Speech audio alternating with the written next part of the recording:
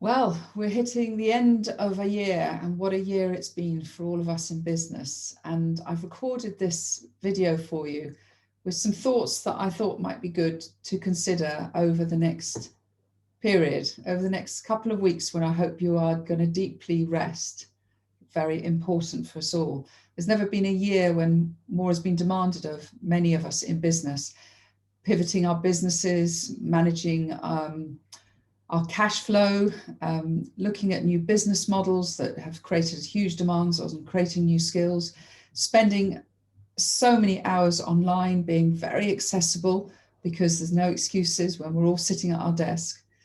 I'm sure lots of that resonates with you, along with some exciting things that have happened. Maybe you've connected in with some of your thoughts around the sort of life you want to lead, and you've had a bit more time to yourself.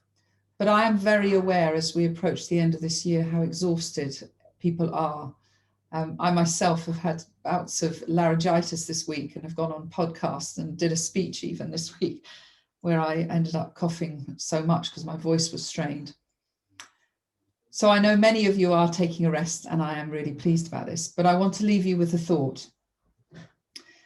I'm going to tribute this thought to Irene Tomeo Cooper, who's, as you know, is one of our masterminds, who I've known for many years, a stunningly beautiful lady inside and out, dedicated her life to the love of others and the subject of love. And she joined our mastermind, and before that we had lunch with one another. We got back together again after maybe not seeing each other for about 10 years. And she told me this story, and I thought it was very powerful. She told me about when she was seeking love. She wanted to find the love of her life, which she ultimately did in Russell. And she sat down one day with Anthony Robbins and his new wife, and he'd been through a divorce, and she was having dinner with them. And she asked them this question. She said, "Anthony, how did you find such a wonderful lady? You look so in love and so happy." And he said, "Well, Irene, I had to really think about the person I wanted in my life and be quite logical, methodical, practical around the sort of person that I could have as a soulmate throughout the future in my life. And once I had that long list, I then had to consider, who do I need to become to win over a lady like that?" Now, that might sound a little bit sad that things don't just happen or flow, but sometimes in life, things don't, no matter how much hard work we put in, no how much intention we put in. Now, I want to turn this into you and your business. And over Christmas, I want you to think about, what is the business that you really want? What is the life that you really want? And how do you become the person that can have that life? That saying, the dreams are at the other side of our comfort zone, is so true.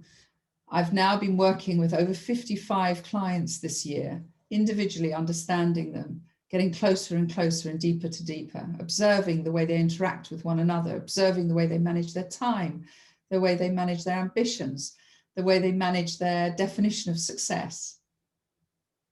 And what I have become very acutely aware of is those people that want to put in the work to change, to learn, to look inside themselves, to put that mirror up in front of themselves and see what is it about their character that they might need to work on. And as you know, I did this for myself 3 years ago, frustrated, having come through maybe a stage of blaming things and not taking personal responsibility.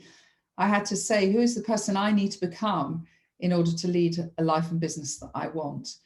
And it meant redesigning my life and business a little bit, some of my thoughts, listening to wise counsel from people that I hadn't listened to before.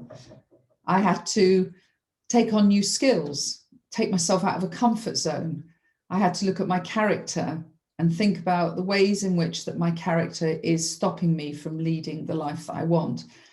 None of us want to change our personality. In fact, I think it's probably deeply difficult to do that. But there are areas of our character that we can look into and say, how am I making my life a bit harder than it should be? And what do I need to do to enable me to have an amazing life? And as I move into next year with you, I want to really help you with Thomas to achieve all that you want, all that you desire. But of course, I want you to know what you want, know what you desire, and think about the person that you need to become to achieve that. The brand you need to create, the skills you need to have, the digital skills you might need to take on, the business model you've got, the parts of your character, the areas of you that you might need to look at to help you become that person. We've brought in experts into your life. We will be bringing in more.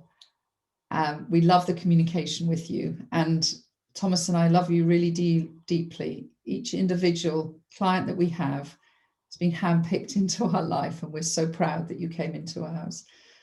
So although I've recorded this for a number of you and it might not sound too individual, as I've been speaking, I've been imagining all your faces. I can see lists of people in front of me.